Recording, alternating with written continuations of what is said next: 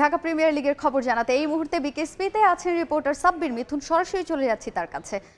মিথুন, বিশেষ দিন বলা চলে, কারণ দীর্ঘ 5 বছর পরে সাকিব আল হাসান প্রথমবারের মতন সেঞ্চুরি দেখা পেয়েছেন যে কোনো ধরনের স্বীকৃত ক্রিকেটে। সবশেষ 2019 বিশ্বকাপে ওয়েস্ট ইন্ডিজের বিপক্ষে যে সেঞ্চুরি করেছিলেন, এরপর থেকে কিন্তু সাকিব আল হাসান কখনোই 3 সংখ্যার যে ইনিংস সেটা খেলতে পারেননি। তবে আজ এই ঢাকা প্রিমিয়ার লিগে যেদিন বাংলাদেশ শ্রীলঙ্কা বাংলাদেশ জিম্বাবুয়ে প্রথম T20 মাঠে গড়াতে যাচ্ছে, সেদিনই কিন্তু সাকিব আল হাসান ব্যাট হাতে ডিপিএলে সেঞ্চুরি করলেন। এবং যেদিন করলেন তখন কিন্তু আসলে নির্বাচকরা যেমনটা বলেছিলেন যে সে প্রস্তুতির জন্য ঢাকা প্রিমিয়ার লিগ খেলতে যাচ্ছেন, সেই প্রস্তুতিটাও যে তার জন্য ঠিকঠাকভাবেই হচ্ছে সেটারও কিন্তু একটা বড় প্রমাণ বলা চলে। কারণ অনেকটা সমালোচনার শিকার হয়েছিলেন সাকিব আল হাসান এই জিম্বাবুয়ে সিরিজ না খেলার জন্য। তবে সবশেষ ক্রিকেটের বাইরে থাকার পরেও তিনি যে আসলে নিজের ফিটনেস নিয়ে কাজ করছেন কিংবা নিজের প্রস্তুতিটা ঠিকঠাকভাবে চালিয়ে যাচ্ছেন, তার কিন্তু একটা বড় প্রমাণ এই আজকে ঢাকা প্রিমিয়ার লিগে যখন গাজীর বিপক্ষে একটা সেঞ্চুরি করলেন। এবং সেই সেঞ্চুরির মাধ্যমে কিন্তু শেখ জামালও বেশ ভালো একটা পুঁজি পেয়েছে। 281 রানের টার্গেট দিয়েছে গাজীকে,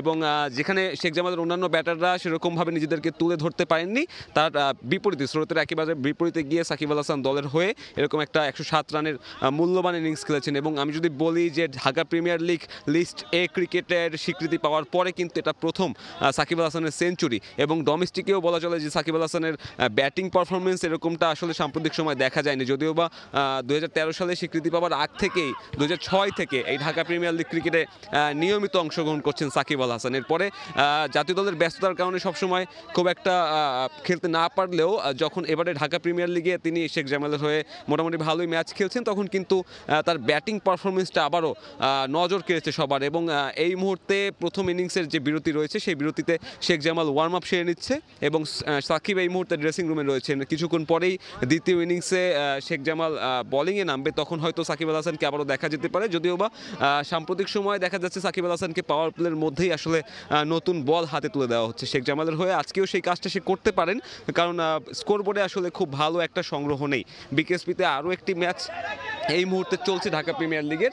অন্য মাঠে লড়ছে প্রাইম ব্যাংক এবং শাইন পুকুরের জন্য এই ম্যাচটা বেশ গুরুত্বপূর্ণ, দ্বিতীয় স্থান দখল করার জন্য। অন্যদিকে প্রাইম ব্যাংকের যে তারকাখচিত স্কোয়াড, যেখানে তামিম ইকবাল, মুশফিকুর রহিমরা খেলছেন, সেখানে কিন্তু এই বিকেএসপির মাঠে আজকেও ব্যর্থ হয়েছেন সাবেক টাইগার অধিনায়ক তামিম ইকবাল। এবং ব্যাট হাতে মাত্র 2 রানে আউট হয়ে গিয়েছেন। এছাড়া মুশফিকুর রহিমও 12 রান করেছেন। তবে প্রাইম ব্যাংকে কিন্তু মোহাম্মদ মিঠুন সহ বাকিরা একটা ভালো পুঁজি এনে দিয়েছেন, যা দিয়ে এরই মধ্যে প্রাইম ব্যাংক 300-র বেশি স্কোরবোর্ডে তুলে ফেলেছে।